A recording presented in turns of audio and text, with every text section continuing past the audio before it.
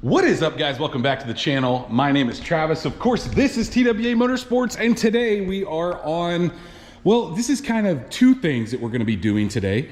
One of which is, look guys, ever since I've lowered this thing, the back has seemed to get a little rougher as we've driven it. And when I say rougher, like, it seems like the ride quality has really went downhill in the back. Now, I think a majority of that reason is because of the bump stops I use. So I actually didn't buy bump stops, guys, for this thing when I dropped it. I had some laying around for the white truck. Well, obviously we didn't use them on my son's daily driver, the NNBS. And the reason we didn't is because we put helper bags in it. Well, I wanted to put a bump stop in this, and you guys saw the video when I dropped this. I put the truck bump stops in, which are pretty big. And normally, guys, on these drops, on these SUVs, I don't put that big of a bump stop in. I usually use something like this, which is what we're going to be swapping out today. We're gonna swap, I'm gonna take the wheels off in the back, get the thing off the ground. We're gonna change out the bump stops. And then the other thing I'd like to do is I want to see if part of my ride quality issue, now believe me, it rides better than a lot of the ones I've dropped in the past as far as when you're going down the highway. It's when you hit the really, you know, like bigger bumps or potholes, but I think a lot of that could be contributed to the wheels. So the other thing I would like to do is I want to pull my truck down here, and I've been wanting to do this anyway. I talked to you guys about this, or I talked about it in a video a while back. I'd like to put the 24s on my truck and the 22s on here with this and see how much better the ride gets here and how much worse it gets on my truck going to a 24. So that is the plan today. Now look, guys, the TPMS sensors that I used, and I've listed in all the descriptions of like when I did the wheels and whatnot, they are different from this body style, even though this is a 2020, to the 2020, which my GMC is. Well, here comes my help right here. They are different. And they're actually the same part, but they're programmed different. This, I believe, uses 315 megahertz, and the other one's 433, I believe. So I'm gonna have to reprogram them if I keep this in place. But another thing this may accomplish is I think this wheel is a little thinner where it mounts. And so what that means is it could potentially clear the front brake on the truck, because the truck has a newer 4-piston front rotor or front caliper. And so I'm thinking maybe we can get rid of the spacers at the same time we do this. But we're gonna see together here. Let's get this thing off the ground. I'm gonna chalk the front wheels up so this thing doesn't roll. We're gonna get the back of it off the ground, and then we'll start by getting these wheels off, and we'll reach in there and see if we can get, it's gonna be a little bit of a reach, but I'll show you guys here in a second when we get it off the ground, and what we're gonna be swapping and what the differences are. So I put the rear end on the jack, obviously jacked it up from that center section. Then I put 2 jack stands right where the frame starts to thicken up there. The reason I did that is I wanted to relieve some tension on the rear spring and suspension so we could get in here and see exactly what we're talking about. So you guys can see the bump stop right there, right? Look at that. And I'm gonna see if I can get my light to set where I want it to here. And I'm gonna show you a side-by-side comparison. If I can, come on, stay right there.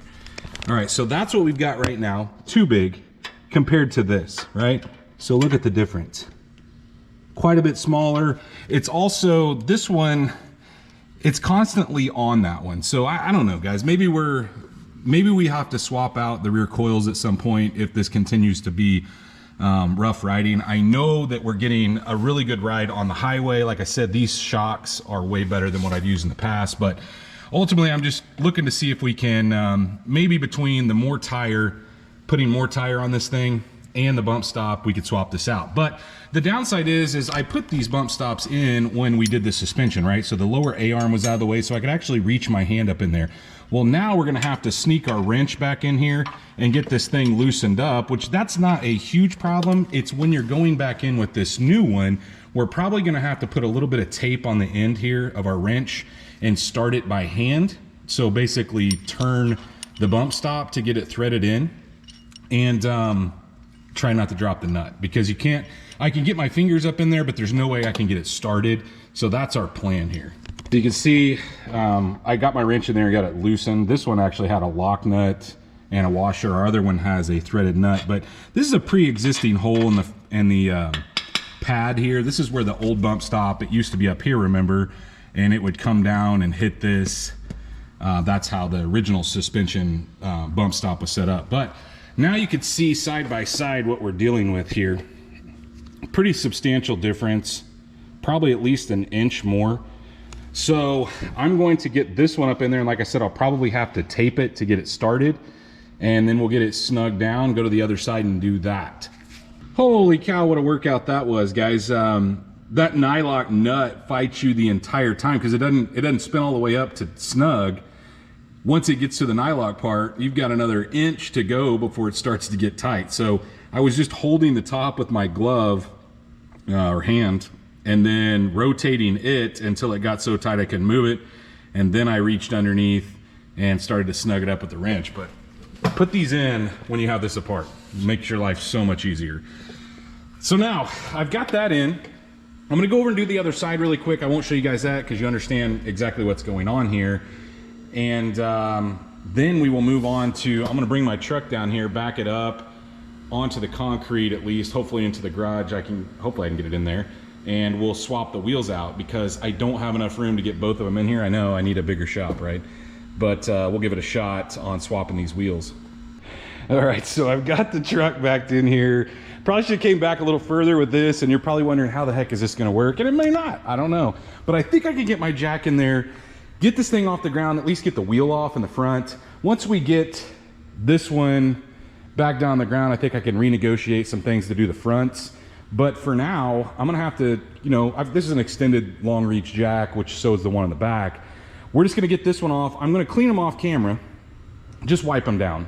Nothing crazy, just the faces. Both these things are nasty, so nasty in fact, I hate even showing you guys this video, but it's gonna rain the next 2 days. Even though my son is up there washing cars, I told him, I'm like, hey, it's gonna rain, but whatever, he's a teenager, he knows everything.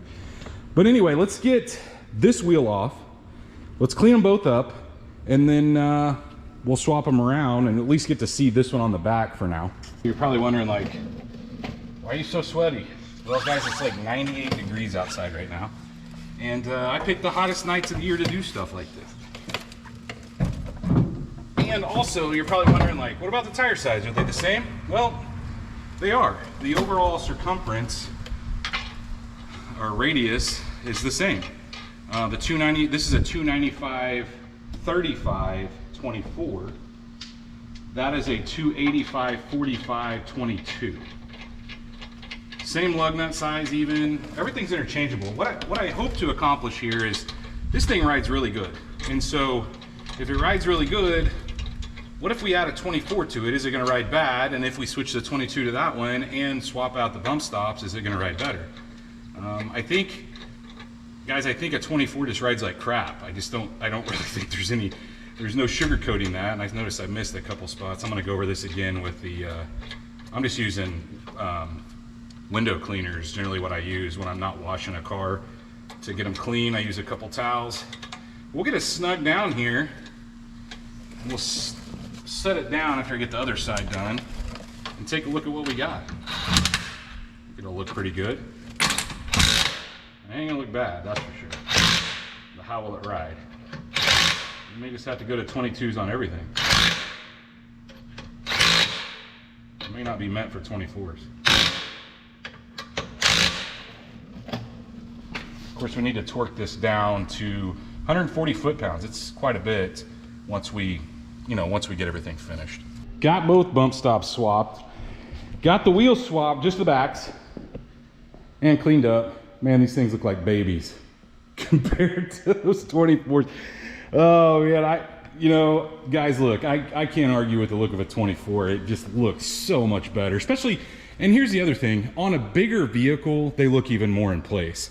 On a smaller vehicle, I think they kind of look weird and out of place. But on these trucks are so big, and so are these SUVs, that a 24 just really looks the best. But we're gonna give it a shot. I'm gonna go ahead and torque these things down to 140. I'm going to get the others, obviously the fronts swapped. And we're just gonna have to give it a shot and see. I'll show you guys when I get all finished up. I won't bore you with the time lapse of me swapping wheels. But I'd like to see, not only did we, what did we change with the bump stop in the back, but the bump stop in combination with more tire.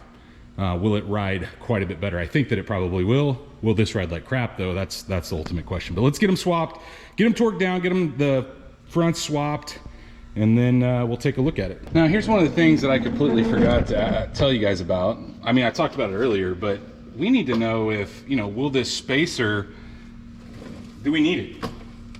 We gotta get a pry bar of some sort to get this thing pried off. It's on there. It's a hub-centric one, so it is a nice one. Let me see if I've got a pry bar right here. Let's see if we can get that thing off there. And then we'll try to put that wheel over it. Do we even need it, is what I'm wondering. I think we still probably will, but who knows? It'd be cool if we didn't. Remember, I have those extended lug nuts. So like these guys, see how they go a little bit deeper. Let's see if this clears this brake. For some reason, I just don't think it's going to. Nope. Man, it's close though. Like if I ground a little bit of that brake off, we may do that in the future, but for now, I'm just gonna put the spacer back on there and we'll just continue to use it. It's not a big deal. I just, you know, if I don't have to run spacers, believe me, I don't want to. That's kind of my setup on that. And I completely forgot when I had this backed in a while ago, we're swapping opposites because I have this front to front now, and these are directional tires. Let's get this thing, golly, they're heavy. I'll probably get like 5 miles less per gallon. This thing does actually pretty good on gas. It averages about 20 miles to the gallon. I don't think it'll do that anymore. Man, it'll look cool though. All right. Let's get these things started. They're kind of different because they thread into the wheel. And I hate that they're 3/4 in the front and 7/8 in the back. That's our, the stock size is 7/8, but like I said, maybe I'll grind that brake down. You can grind that hump down. There's nothing inside of it. I know a lot of people have worried about there being fluid passage. We would only need to take about half of it down to make this guy fit. So if we end up keeping this wheel on here, we may do that. All right, I'm gonna go grab, I'm not gonna put these in with my impact so they get started square and don't screw anything up. I'm gonna do them by hand and then we'll get them torqued down. And then guys, we'll step back and take a look at what we got. Here is what we've got after swapping the 24s to the truck and the 22s to the Yukon. The Yukon looks different. I definitely like the 24s on the Yukon better. I don't know. I mean, the 24s look good on this too. We'll just have to see, guys. So like, here's what I'm gonna do. I wanted to show you guys them up here in the front, kind of where they're setting. And what I'm gonna do is I'm gonna drive, I mean, obviously I drive this one daily. I'm gonna give it the weekend, see how this one rides. And then we'll just kind of make our determination on, you know, did switching the bump stops and to a bigger profile tire, did it make a big difference in the Yukon? If it did, I'm probably gonna leave it. Now, with that being said, if the 24s cause an issue here, or I don't like the way this rides now, I may swap them back. I don't know. I kind of think this one needs more of a drop, the truck, to have the 24 on it. I don't know, maybe it's just me. Let me know in the comments what you guys think. But like I said, we'll check back in on this video in just a second. Give me a couple days and a weekend to test these out, and we'll see what we think.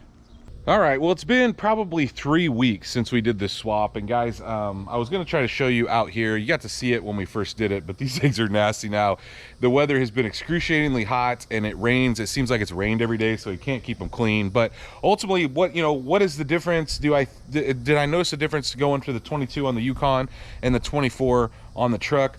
Well, I will tell you, on the truck, I noticed zero difference. I cannot tell a difference, guys. It didn't really affect my fuel mileage. You know, I've had a couple tanks of gas ran through it now.